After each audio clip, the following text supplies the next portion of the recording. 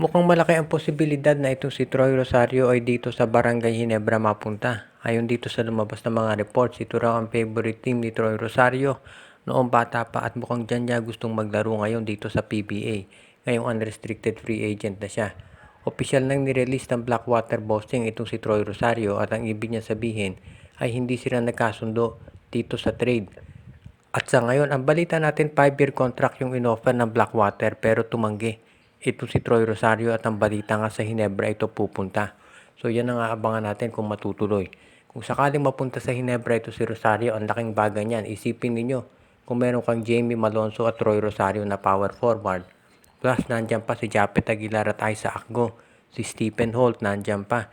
So biglang talagang ang lakas ng lineup ng Hinebra at kung idadagdag mo pa si Jeremiah Gray. So, ibig sabihin nito talagang very strong, very athletic yung mga nasa players ngayon ni Coach Tim Cone. At may ituring na talaga na all-star lineup yan. Kaya yan ang aabangan natin dito. Kung sakaling matulungan na si Troy Rosario sa Hinebra mapunta, masasabi natin talaga na ito na talaga yung magiging solusyon sa problema sa big man ng Hinebra. Dahil nga itong si Isaac ko baka ilang buwan daw na mawawala. Kaya sa tingin ko yan talaga dahilan kung ba't ang Hinebra mismo porsigido na makuha itong si Troy Rosario dahil magiging malaking bagay yan para sa kanila. At of course, sa bandang huli, si Troy Rosario magde-decide kung saan siya mapupunta dahil independent na nga siya, free agent. Pero sa ngayon, mukhang malaki posibilidad na sa Hinebra. Pero of course, ng balita natin, nag-o-offer din daw ang TNT, ang Japan B-League, ang Korea, pati na ang San Miguel. In the end, si Rosario magde-decide kung saan siya. Kaya yan ang aabangan natin.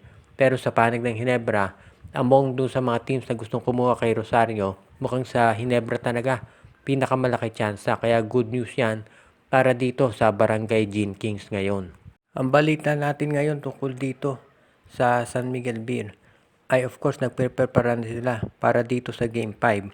At marami nga nagsasabi na mukhang magiging ready na talaga sila na tapusin itong serye na to. Pero syempre hindi naman papatalo itong Converge Fiber Xers. Ang tanong ngayon ay kung ano kaya ang magagawa in the future nitong San Miguel Beer dahil mukhang ang balita ngayon ay meron silang pinaplanong trade dahil ito raw si Troy Rosario ayon dito sa mga reports ay malamang daw sa Hinebra mapunta. So kung si Rosario ay mapupunta dito sa Barangay Hinebra, ang balita kasi si Troy, ang preference niya talaga Hinebra. Pero kung sakasakali nga na ganyan ang mangyari, ang San Miguel naman ay gagawa ng move para kumuha ng ibang big man. At mukhang nasa sentro nga yan dito sa pag-trade kay Mawala Tautuwa. Kaya nga hindi na raw masyadong ginagamit. Posible na maging kapalit nito ay si William Navarro o di kaya naman ay si Kate Flores. Depende kung ano magiging usapan. Posible nga na parehong makuha ng San Miguel itong si Flores at si Navarro kapalit nitong si Tautuwa at si Jeronteng o kaya ay itong si Vic Manuel. Kaya ngayon yan ang aabangan natin dito sa mga pinaplano ng SMB. Ngayon pagdating naman dito sa Game 5, tignan natin kung matatapos nila yung serye. Pero mukhang ganyan talaga ang balak nila. At of course, good news, maglalaro dyan si Terence Romeo. Hindi siya nakapaglaro doon sa EASL dahil nagkaroon daw ng issue doon sa passport. Pero otherwise dito sa PBA playoffs, maglalaro si Terence Romeo. At kumpleto naman yung lineup nga nila except nga dito kay Mawala Tautuwa. So, ang paniwala ng SMB, very confident sila na mananalo sila sa Game 5 at matatapos na nila yung serye. Kaya ito abangan natin kung matutuloy nga at kung talagang magagawa nila. Kaya sa ngayon, pwede nating masabi na itong SMB hindi lang dito sa playoffs nagpe-prepare. Kung hindi, maski na dito sa future nung kanilang koponan dahil nga gusto nilang kumuha ng big men. Kumpiyansa si Coach Yeng Giao na matatapos nila ang serye dito kontra sa Magnolia Chicken Templados. Kahit na natambakan sila, sinabi ni Coach Yeng na confident siya na magiging maganda ang laro nila dito sa Game 5. At yung nangyari sa Game 4 ay parang isang test of character. Kaya dito ro talaga lalabas kung mahusay ba talaga at kung kaya na ng mga batang players ng Rain or Shine. Itong kanilang sinasabi na natin na challenge na hinaharap. Alam din natin na of course bata pa yung mga player ng Rain or Shine so masusubukan talaga sila dito sa Game 5 na to. At ngayon masasabi rin natin na itong Rain or Shine ni Last of Painters, maraming players yan na pwedeng magamit. So abangan natin kung ito talaga ay mailalabas nila yung skills nila ngayong talagang kinakailangan to sa Game 5. Sa panig naman ng Magnolia Chicken Templados, hindi pa natin natitiyak kung itong si Xavier Lucero ay makapaglalaro. Dahil alam nga natin nagkaroon to ng injury kaya hindi nakapag-suit up ng Game 4. Wala pa ring report itong si Coach Chito Victorero kung gagamitin si Lucero. Pero sa tingin ko kung kaya talaga ni Lucero, kahit hindi 100%, syempre maglalaro yan dahil winner take all na to. Pero syempre sa bandang huli, yung mga medical experts pa rin ng Magnolia ang magsasabi kung maglalaro si Lucero o hindi. Kung maglalaro si Lucero, ang laking bagay niyan. Alam natin siya top scorer sa mga locals ditong Magnolia. At kung ikaw naman ang Magnolia, syempre gusto mo na nandiyan si Lucero. Ngayon, kung sakaling hindi siya makapaglaro, kinakailangan mag-step up. Itong si Ian Sangalang, si Rom De La Rosa, yung iba pa nilang mga players. Naipakita naman nila noong Game 4 na kahit wala itong si Xavier Lucero, magagawa nila ng paraan para manalo. Tinambakan nga nila itong rain or shine. Kaya yan ang magiging important para sa Magnolia. Kung sino magkaroon ng good start dito sa Game 5, malamang yan ang mananalo. At syempre mahirap humabol dahil nasa iyo na ang pressure.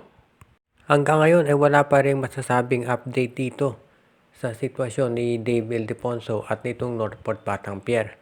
Alam natin na nagkaroon ng sabihin nating stalemate dito sa contract negotiations nila at ngayon matatapos na yung Governor's Cup. Mukhang wala pa rin itong resolusyon. Sa tingin ko kung sakasakali talaga na kinakailangan bigyan siguro ng one last effort para magkasundo yung dalawang panig. At hindi naman mag-aaway dito ang Northport at si Dave. Ang meron talagang issue dyan, of course, si Danny Ai, yung father ni Dave at ang SMC. Pero sa tingin ko hindi dapat yan konsiderahin itong Northport at ni Dave Ildefonso dahil sila ang nag-negotiate dito. Kung sakali na dapat talaga magkasundo sila, ay dapat ayusin na nila yan. May dahilan ang Northport kung ba't nila kinuha si Dave Ildefonso dahil sa tingin nila ito isang player na kanilang magagamit. Kaya dapat talaga magkasundo na sila dito sa kontrata. Ngayon, kung hindi talaga sila magkasundoan, sa tingin ko dapat pumayag na ang Northport na i-trade itong si Dave Ildefonso. Sign and trade ang dapat mangyari dyan. Kung sakasakali na ito'y matuloy, at least win-win yan para sa pareho. Win-win kay Ildefonso dahil makapaglalaro na siya. At win din niya sa Northport dahil makakakuha sila ng player na magagamit. At dahil first round draft pick itong si Ildefonso, sigurado na may mga teams talaga na magiging interesado para sa kanya na kunin at makakakuha ng player na mayroong good value itong Northport Batangbyer. Kaya sa tingin ko dapat ganyan ang gawin nila kung talaga hindi na magkasundo ang dalawang panig. Dahil sa ngayon walang nakikinabang dito sa stalemate ng Northport at ni Dave Ildefonso at yan ang kinakailangan na ayusin nila kaagad-agad. Kaya abangan natin baka bago mag-umpisa ang Commissioner's Cup ay meron ng resolusyon itong hindi pagkakasundo ni Dave Ildefonso at itong Northport Batangbyer para pareho na silang makamove on at mag-umpisa muli. Shoutout kay RG Bueno at Dalina family, Joseph Pineda, kay Jonel Alagon.